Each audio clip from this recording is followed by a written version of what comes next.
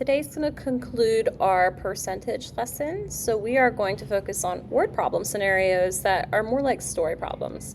So in our previous lesson, we had done what we call translation problems. And that's just simply, what's 40% of 19? For example, we're just turning stuff into symbols. The story problems are a little different. So they'll say something like, oh, John Smith had $100 in his account and now he has 20. What was the percent change? So there was a beginning and then there was an end to it. So there's a little formula that I like to use just to keep my thoughts in line when I have these problems. So what we're going to do is we're going to take the original amount that they give us and we're going to decide if we should use plus or minus. And then we're going to write our percentage and multiply it by the original, and that's going to get you the new price. So again, we do original plus or minus the percent times the original to equal the new. So example 1 says you're shopping and a shirt you like costs $32. Now it's on sale for $24. What's the percent discount being offered? So right away, I see that they provided me the original cost, which I would need for my formula, of 32. I also know the new price is $24. And because it's a discount problem, the price of the shirt goes down, so I know to use minus in my formula. So I'm going to take this information and I'm going to insert it into my formula. So we do original, which is 32, minus the percent, but they didn't tell you the percent, so we'll have to use X for our percentage, times the original equals the new. Now we don't want to forget, you can switch places with the 32 and the X, so that looks a little bit more normal to you, and then we're going to solve it. Let's subtract 32 from both sides. And then we'll divide by negative 32 on both sides and get 0.25. Now the question did ask, what's the percentage? So we have to convert 0.25 to a percent, which is 25%.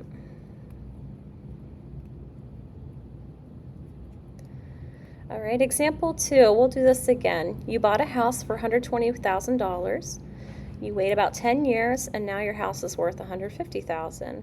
So your house value went up. So by what percent is what they want to know. So again, we're provided the original amount, we're provided the new amount, and this time we're going to use a plus because the value of our house went up. The money went up. And then we substitute into our formula. Original plus percent times original. Once again, we're going to use X because we don't know what the percentage is. Equals new. And then we're going to solve our equation. We're going to subtract 120,000. And then we're going to divide by 120,000. That's going to come out, again, to 0.25, which we just said was 25%.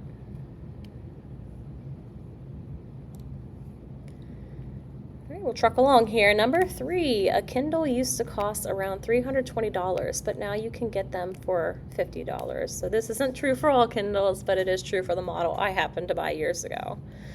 So it obviously went down in price, but the question is by how much?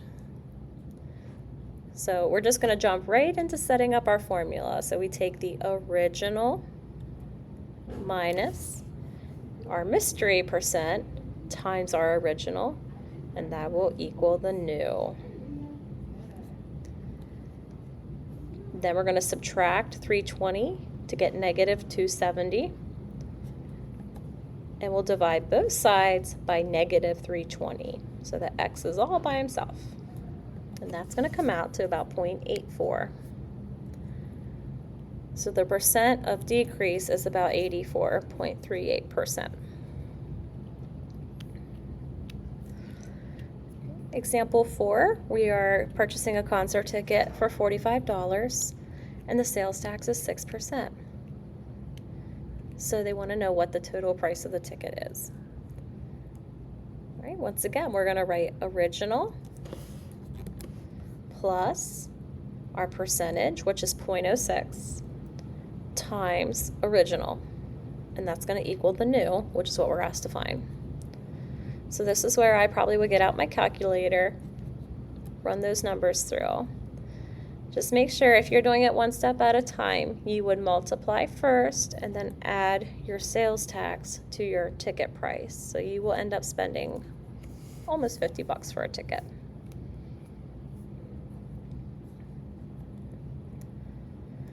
So if you want to go ahead and try number 5 on your own, you can pause the video, and when you're ready to see your answer, go ahead and unpause.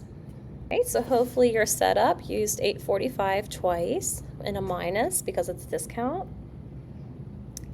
When you take off your discount, you should pay about $591.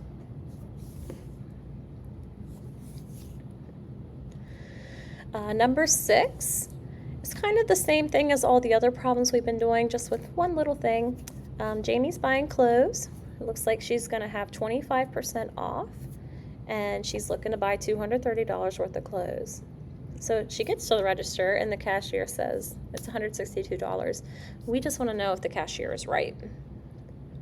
So what we're just going to do is compute Jamie's bill ourselves and see if we actually do get $162. Right, so you want to set up your formula, original minus percent times original. 25% of 230 is 57.5.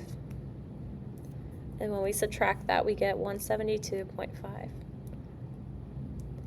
So the register should say, hey, you owe 172.5. Her cashier is saying 162. So the cashier is incorrect. So my guess is she probably pushed the buttons in wrong on the computer.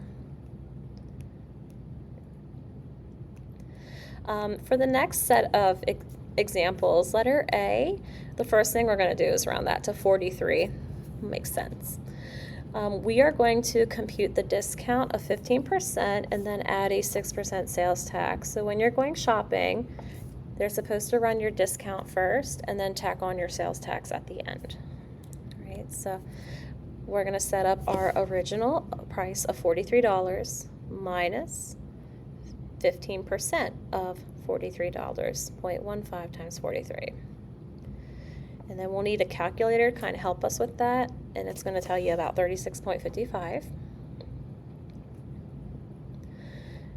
Now, that price, even though that's our new price, we're basically going to do this problem again, but we're going to use this as our starting amount. So it's kind of weird because your new price, when you do round 2, becomes your old price. So this time we're going to take that $36.55 and we're going to add our sales tax onto that $36.55, which gives us a total of $38.74.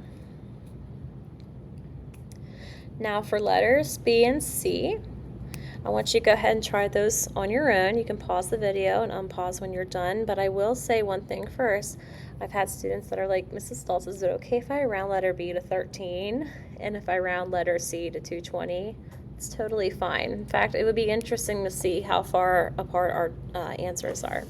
Okay, so let's check out how things went for B and C. We have $11.57, 198.38. So my guess is if you had rounded these slightly different, you should be very, very close. It might just be a matter of cents that we're off by. All right, so in our next video, we're going to go ahead and talk about 2 special examples that tend to give kids the most trouble.